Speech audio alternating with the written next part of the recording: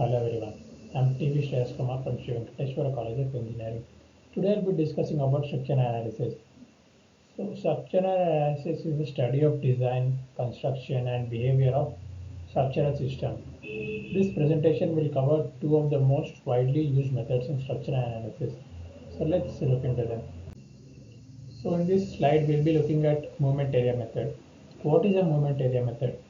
A moment area method is a structural analysis technique used to determine the deflection and slope of a beam by integrating the area of the moment diagram with coordinate axis.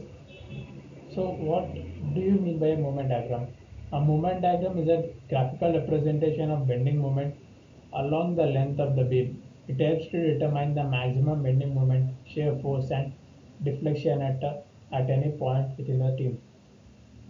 So as you can see in this diagram, we have a simply supported beam with a point load acting at 6 meters from the right hand side. So let's see at this point the moment is maximum. The moment of the beam is maximum.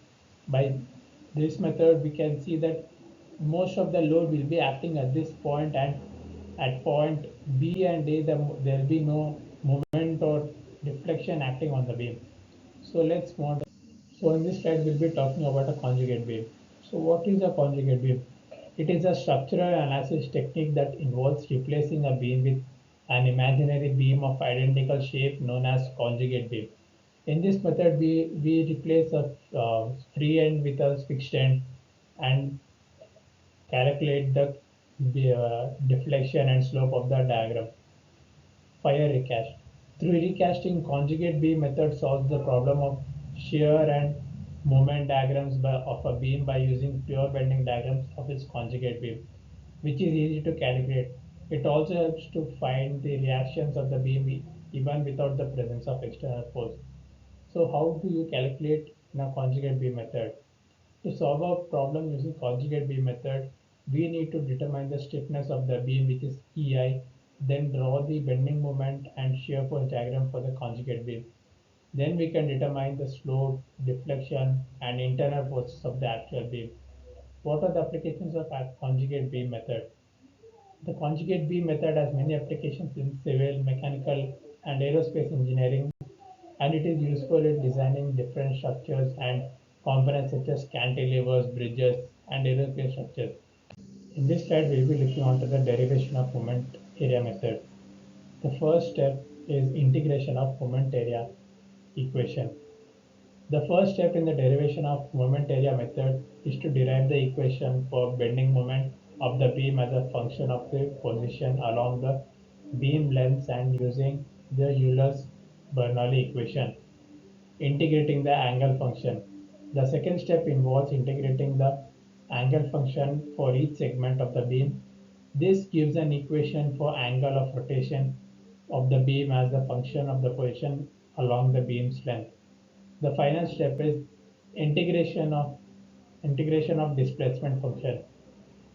The third and final step is to integrate the displacement function for each segment of the beam.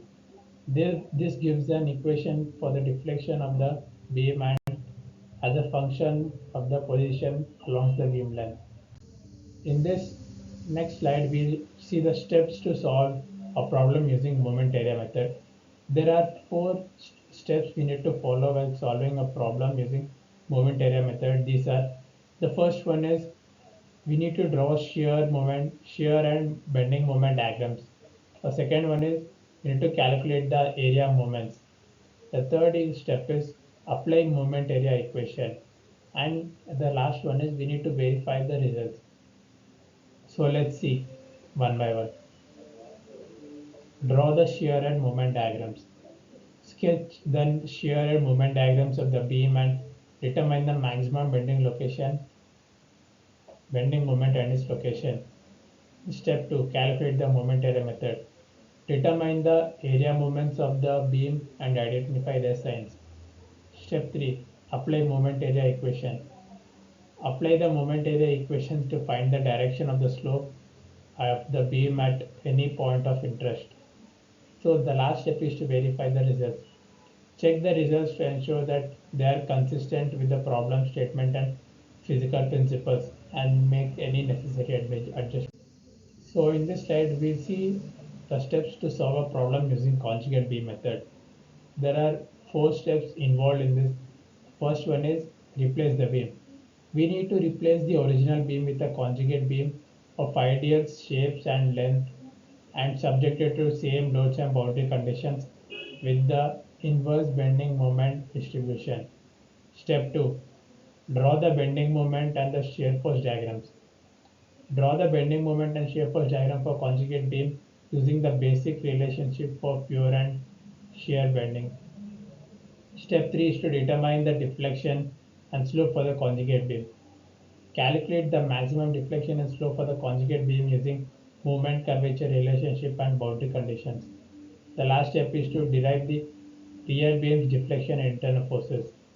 Using the relationship between the rear beam and its conjugate beam to determine the deflection, slope, and internal force of the rear beam. Conclusion. The moment area and conjugate beam methods are important techniques in structural analysis. They enable engineers to a better understanding and behavior of beams subjected to various loads and boundary conditions. These methods clarify the internal forces and deflection of the structures with simple and easy to follow computations. So thank you everyone for watching this video and hope you have a great day.